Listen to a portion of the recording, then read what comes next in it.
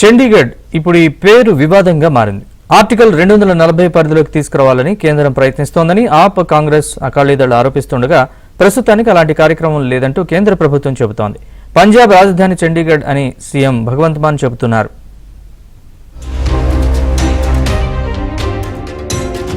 పంజాబ్, హర్యానా సంయుక్త రాజధాని చండీగఢ్ లో చట్టాలు చేసే అధికారాన్ని రాష్ట్రపతి పరిధిలోకి తీసుకొచ్చే రాజ్యాంగ అధికరణ 131వ సవరణ బిల్లుపై పంజాబ్ లో వ్యతిరేకత వస్తోంది. ఈ బిల్లు ఆమోదం పొందితే చండీగఢ్ ఆర్టికల్ 240 పరిధిలోకి వస్తుంది.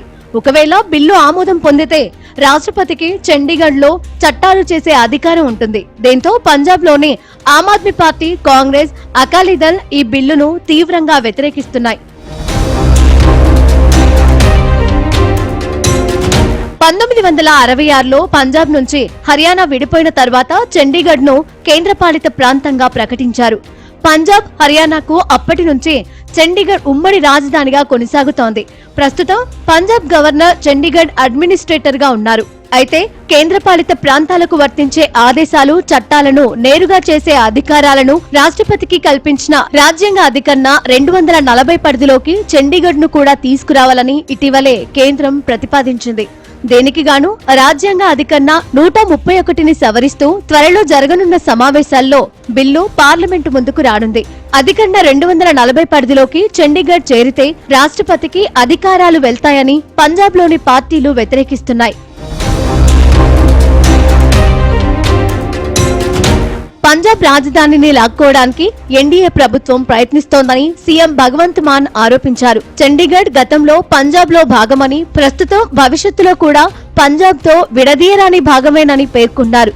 ఆమ్ ఆద్మీ పార్టీ అగ్రనేత అరవింద్ కేజ్రీవాల్ కూడా పంజాబ్ గుర్తింపుపై కేంద్రం దాడి చేస్తోందని అభివర్ణించారు. చండీగఢ్ పంజాబ్ కు చెందినదేనని, దానిని లాక్కోవడానికి చేసే ప్రయత్నాలకు తీవ్ర ప్రతికూల పరిణామాలు ఉంటాయని పంజాబ్ కాంగ్రెస్ చీఫ్ అమరీందర్ సింగ్ పేర్కొన్నారు. అకాలీదళ్ నేత సుఖ్బీర్ సింగ్ బాదల్ కూడా దీనిని పంజాబ్ వ్యతిరేక బిల్లుగా అభివర్ణించారు.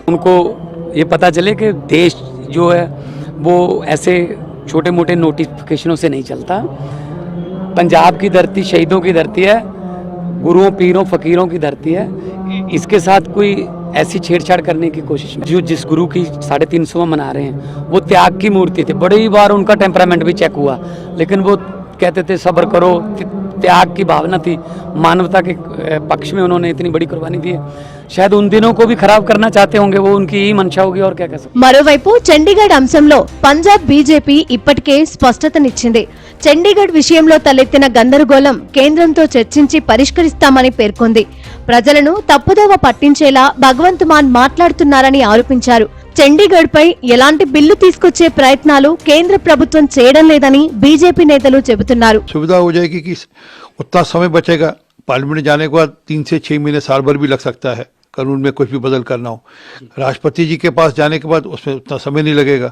तो उल्टा इनको स्वागत करना चाहिए कि चंडीगढ़ के लिए चीज़ें और बेहतर हो जाएंगी और सुविधाजनक हो जाएंगी। परंतु क्योंकि सिर्फ विरोध के लिए विरोध करना है, और मैं चैलेंज देता हूँ, कहीं पर भी आपको लगे, जहां आपको ठीक लगता है वहां पर आइए। भगवंत मान जी हो, बादल साहब हो, चाहे कांग्रेस के नेता हो, वह कहीं पर आए, मैं उनके साथ विषय पर डिबेट करने को तैयार हूं। పార్లమెంట్ శీతాకాల సమావేశాల్లో చండీగఢ్ పరిపాలనకు సంబంధించి ఎలాంటి బిల్లును ప్రవేశపెట్టే ఉద్దేశం కేంద్రానికి లేదని హోంమంత్రిత్వ శాఖ స్పష్టం చేసింది. చండీగఢ్ కేంద్రపాలిత ప్రాంతానికి సంబంధించిన కేంద్ర ప్రభుత్వ చట్టం రూపొందించే ప్రక్రియను సరళీకరించాలన్న ప్రతిపాదన ఇంకా పరిశీలనలో ఉందని స్పష్టం చేసింది. ఈ ప్రతిపాదన వల్ల చండీగఢ్ పాలనా విధానం లేదా పంజాబ్, హర్యానా రాష్ట్రాలతో ఉన్న సంప్రదాయ సంబంధాల్లో ఏ మార్పు ఉండదని తెలిపింది.